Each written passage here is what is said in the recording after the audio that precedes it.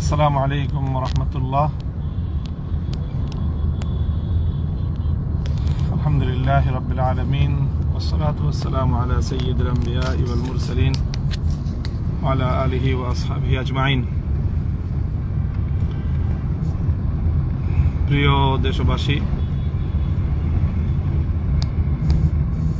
দেশ এবং প্রবাস থেকে যারা আমার লাইভে সংযুক্ত আছেন, সকল ভাই বোনদেরকে আমি স্বাগত জানাচ্ছি আমাদের লাইভ প্রোগ্রামে। আমরা গতকাল 12ই ফেব্রুয়ারি বাংলাদেশের ইতিহাসে খুব গুরুত্বপূর্ণ একটি দিবস আমরা পালন করেছি। বাংলাদেশের ত্রয়োদশ জাতীয় সংসদ নির্বাচন হয়ে গেল গতকালকে। তো এই নির্বাচনে আমরা 11 দলীয় নির্বাচনী ঐক্যজোটের পক্ষ থেকে আমরা জোটগতভাবে নির্বাচনে অংশগ্রহণ করেছি। বাংলাদেশ খেলাফত মজলিসের পক্ষ থেকে 11 দলীয় জোট সমর্থিত 26 জন প্রার্থী এই নির্বাচনে অংশগ্রহণ করেছি আমরা। আলহামদুলিল্লাহ, দেশের জনগণ, ভোটারগণ আমাদেরকে আমাদের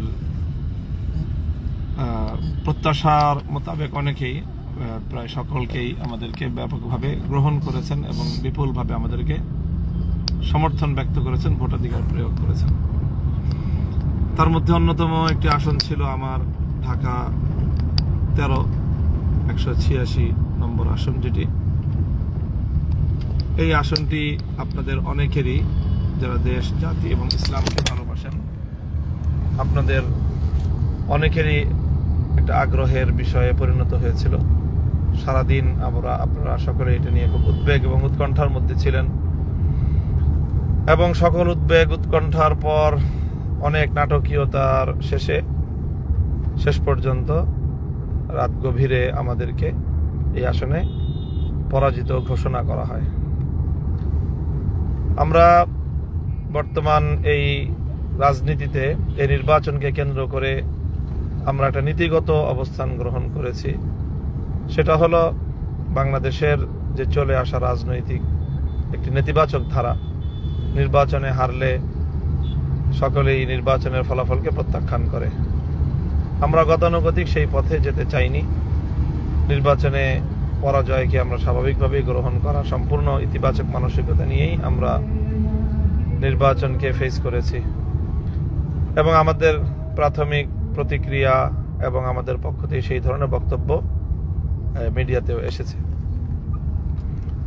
সময় যত গড়াচ্ছে, আমাদের কাছে এই নির্বাচনের ভয়াবহ কিছু চিত্র উঠে আসছে, যার কারণে আমরা দেশের স্বার্থে এবং দেশের নির্বাচনী গণতান্ত্রিক পরিবেশকে রক্ষা করার স্বার্থে, দেশের মানুষ যে ভোটাধিকার প্রয়োগ করার জন্য দীর্ঘ প্রতীক্ষায় ছিল, মানুষের যে আবেগ এবং উচ্ছ্বাস, তাদের মতামতের ভিত্তিতে তাদের জনপ্রতিনিধি নিযুক্ত হবে, সেই আবেগের প্রতি যে চরমভাবে যে বৃদ্ধাঙ্গুলি প্রদর্শন করা হলো, জনগণকে নিয়ে যে তামাশাটা করা হলো অনেক জায়গাতেই, আমরা সেটার বিষয়ে কিছু তথ্য এবং কিছু বক্তব্য না তুলে ধরে আর পারছি না।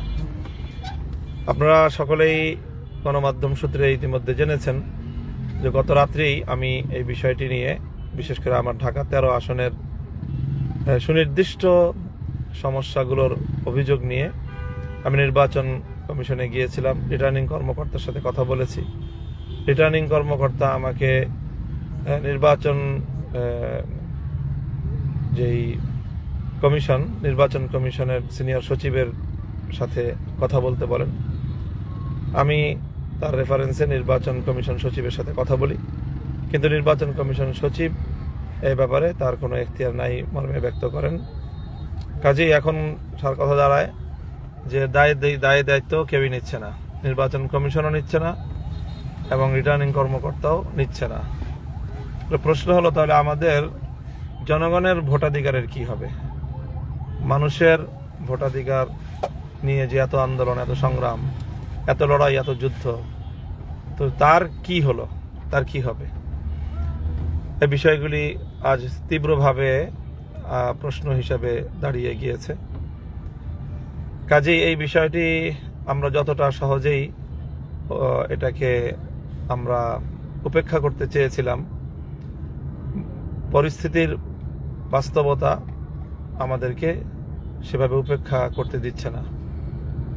হাজারো মানুষের চোখের অশ্রু, অসংখ্য অগণিত মানুষের কলিজা ছেঁড়া তাদের কান্না, আর্তনাদ আমাদেরকে এই বিষয়ে আরও কিছু পদক্ষেপ নিতে বাধ্য করছে। তো ইনশাল্লাহ আমরা সেই বিষয়গুলি নিয়ে কাজ করছি। আমাদের যারা এই বিষয়ে দক্ষ রয়েছেন, এক্সপার্ট রয়েছেন, সেই বিষয়গুলি তারা খতিয়ে দেখছেন যে এখানে আমাদের কি কি করণীয় আছে। আমরা যেটা গতকালকে অভিযোগ দায়ের করেছি এবং পরিষ্কার বলেছি যে এক দেশে একই শহরে দুই আইন, এটা কোনোভাবেই চলতে পারে না। ঢাকা ৮ আসনে এক আইন চলবে, ঢাকা 13 আসনে আর এক আইন চলবে। ঢাকা ৮ আসনে যেই গ্রাউন্ডে মির্জা আব্বাস সাহেবের ব্যালটগুলো বৈধ বলে, ওনার পক্ষের বলে গণ্য হবে, একই গ্রাউন্ডে ঢাকা 13 আসনে মামুনুল হকের ব্যালটগুলো অবৈধ, বাতিল বলে গণ্য হবে। এই ধরনের হঠকারী সিদ্ধান্ত মানতে তো আমরা কোনোভাবেই প্রস্তুত না, এবং এটা সম্ভব নয় আমাদের পক্ষে মেনে নেওয়া। এই বিষয়ে সুনির্দিষ্ট অভিযোগ দায়ের করার পরেও রিটার্নিং কর্মকর্তা এবং নির্বাচন কমিশন সচিব মহোদয় তারা পরস্পরের দিকে তারা পরিস্থিতি ঠেলে দিচ্ছেন, দায় দায়িত্ব কেউ নিচ্ছেন না। কিন্তু এর মধ্য দিয়েই আবার রিটার্নিং কর্মকর্তা আমার আসনে প্রার্থীকে বেসরকারিভাবে বিজয়ীও ঘোষণা করছেন। তো এটা তো জনগণের ভোটাধিকার নিয়ে সির্ফ তামাশা করা ছাড়া আর কিছুই না। আমরা দ্ব্যর্থহীন ভাষায় বলছি যে আমরা যাবতীয় প্রক্রিয়া অবলম্বন করছি। এই সময়টা আমরা খুব তাড়াতাড়ি সমস্ত ডকুমেন্টস এবং মাঠ পর্যায় থেকে সকল তথ্যগুলো সংগ্রহ করছি। এই সংগ্রহ করতে আমাদেরকে একটু সময় নিতে হচ্ছে। কালকে সকলেই ক্লান্ত, শ্রান্ত, বিধ্বস্ত অবস্থায় যার যার জায়গায় রয়েছে। ইতিমধ্যে আমরা তাদের সকলের সাথে কথাবার্তা বলে আমরা আমাদের যে দাবিগুলো, সেই দাবিগুলোকে প্রমাণ সাপেক্ষে, প্রমাণ সহ উপস্থাপনের প্রস্তুতি নিচ্ছি, এবং তারপরে আমরা আইনগত সহ আমাদের সকল পর্যায়ের করণীয়গুলো আমরা করব ইনশাল্লাহ। এবং সেটা নিয়ে বিভিন্ন পরিসরে আমাদের এখানে নির্বাচন কমিটি ছিল, নির্বাচন পরিচালনা কমিটি, সেখানে আলোচনা হয়েছে, এবং সেই আলোচনার প্রেক্ষিতে আমাদের প্রস্তুতি পর্ব চলছে। আমরা আইনজীবীদের সাথে মত বিনিময় করেছি। এখন আমরা আমাদের সাংগঠনিক ফোরামে এই বিষয়গুলো নিয়ে আলোচনা করব, এবং জোটের যৌথ বৈঠকেও আজকেই এই বিষয়গুলি আলোচনা হয়ে আমি আশা করছি যে রাতের মধ্যে আমরা কোনো একটি চূড়ান্ত সিদ্ধান্তে উপনীত হতে পারবো ইনশাল্লাহ। আমাদের যারা ভালোবেসেছেন, ভোটাধিকার প্রয়োগ করেছেন, যারা বাংলাদেশে স্বচ্ছ নিরপেক্ষ নির্বাচন দেখতে চেয়েছেন এবং আমাদেরকে ভোট দিয়ে জয়যুক্ত করার জন্য নিজেদের ভোটাধিকার প্রয়োগ করেছেন, বিশেষ করে ঢাকা 13 আসনের সর্বস্তরের জনগণ, সর্বস্তরের মানুষকে আমার পক্ষ থেকে স্পষ্ট বার্তা দিতে চাই যে আমরা এই বিষয়টিকে কোনোভাবেই বিনা চ্যালেঞ্জে ছেড়ে দিতে পারি না। এটি আমাদের দেশ, জাতি এবং রাজনীতির যে গণতান্ত্রিক অগ্রযাত্রা, সেটাকে অব্যাহত রাখার স্বার্থেই, নিষ্কলুষ রাখার স্বার্থেই এই বিষয়গুলিকে ইগনোর করা কোনোভাবেই সম্ভব না। কাজে আমরা সর্বোচ্চ পদক্ষেপটাই এক্ষেত্রে আমাদেরকে নিতে হবে। সেজন্য যদি নির্বাচন কমিশন বা সরকার সেই বিষয়ে যথাযথ পদক্ষেপ নিতে ব্যর্থ হয়, তাহলে উদ্ভূত পরিস্থিতির জন্য তারা দায়ী থাকবে। সেই জন্য আমি আমার সকল শুভানুধ্যায়ী কর্মী, সমর্থক সকলের প্রতি আহ্বান জানাবো যে আপনারা নিজেদেরকে প্রস্তুত রাখুন। যে কোনো পরিস্থিতি আসবে, প্রয়োজনে যদি আমাদেরকে কোনো কঠোর পদক্ষেপের দিকে যেতে হয়, ইনশাল্লাহ আমরা সেই কঠোর পদক্ষেপ নিতেও কুণ্ঠিত হব না। এটা আমাদের প্রত্যয়, এটাই আমাদের মনোভাব। এই মুহূর্তে আমি এতটুকু বলছি যে আমরা এটা নিয়ে চিন্তা করছি এবং ইতিমধ্যে কয়েকটা স্তরে কয়েক ফোরামে আমরা আলোচনা করে নীতিগত সিদ্ধান্ত নিয়েছি।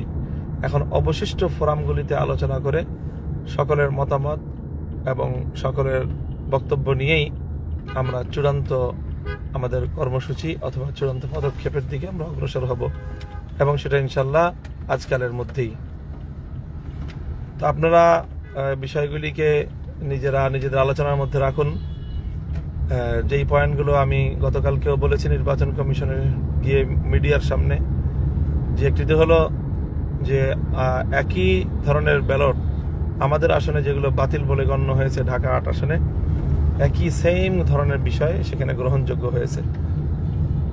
তো এই ধরনের দ্বৈত নীতি কোনোভাবেই আমরা মানতে পারি না। এরকম বৈষম্যমূলক ব্যবস্থা মির্জা আব্বাস সাহেব যেই কারণে ওনার ভোট গণ্য হবে, মামুনুল হকের ভোট সেই কারণে গণ্য হবে না কেন, এর জবাবদিহিতা নির্বাচন কমিশন এবং রিটার্নিং কর্মকর্তাদেরকে জাতির সামনে করতেই হবে এবং সেই জবাব আমরা নিয়েই ছাড়বো ইনশাল্লাহ। সেজন্য আমাদেরকে যদি ওনারা কঠোর হতে বাধ্য করেন তাহলে আমাদের পক্ষে তো কঠোর হওয়া ছাড়া কোনো উপায় নেই। আমরা চাই না দেশের মধ্যে কোনো ধরনের এই মুহূর্তে কোনো অস্থিতিশীলতা অথবা কোনো ধরনের উত্তেজনা সৃষ্টি হোক। এজন্য আমরা গতকালকে তাৎক্ষণিক বলেছি, আজও বলছি এবং আমরা লিখিত সকল প্রমাণাদি সহ তাদের কাছে বিষয়গুলো সাবমিট করব। এরপরেও যদি তারা এ বিষয়ে কার্যকর পদক্ষেপ গ্রহণ করতে গড়িমসি করে তখন আমাদের যা করার আমরা ইনশাল্লাহ সেটাই করব। আমাদের সকল সমর্থক, ভালোবাসার মানুষ, দেশপ্রেমিক জনতা, ইসলামী জনতা, আপনাদের সকলকে সেটার জন্য পরিপূর্ণভাবে প্রিপেয়ার্ড থাকার আমি আহ্বান জানাচ্ছি।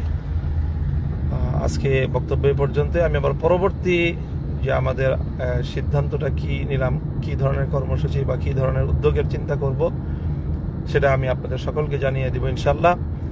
আমি আপনাদের সকলের আন্তরিক শুকরিয়া জ্ঞাপন করছি যে আপনারা যে অভূতপূর্ব সাড়া দিয়েছেন, ভালোবাসা দিয়েছেন। সেই সাথে গতকালকে সন্ত্রাসী হামলায় বেশ কয়েকজন আমাদের নেতাকর্মী আহত হয়েছেন, ইনজুর্ড হয়েছেন। তাদের প্রতি সমবেদনা জ্ঞাপন করছি। তাদের সবাইকে আমি দেখতে গিয়েছিলাম। আল্লাহ যেন তাদের সকলকে সুস্থতা দান করেন এবং বাংলাদেশটা যেন পেশি শক্তি, আধিপত্যবাদী শক্তি, সন্ত্রাসী গোষ্ঠী এবং সকল ধরনের দুর্নীতি, লুটপাটের হাত থেকে আল্লাহ যেন আমাদের দেশটাকে রক্ষা করেন। ওয়া আখিরু দাওয়ানা আলহামদুলিল্লাহি রাব্বিল আলামিন। আসসালামু আলাইকুম ওয়া রাহমাতুল্লাহ।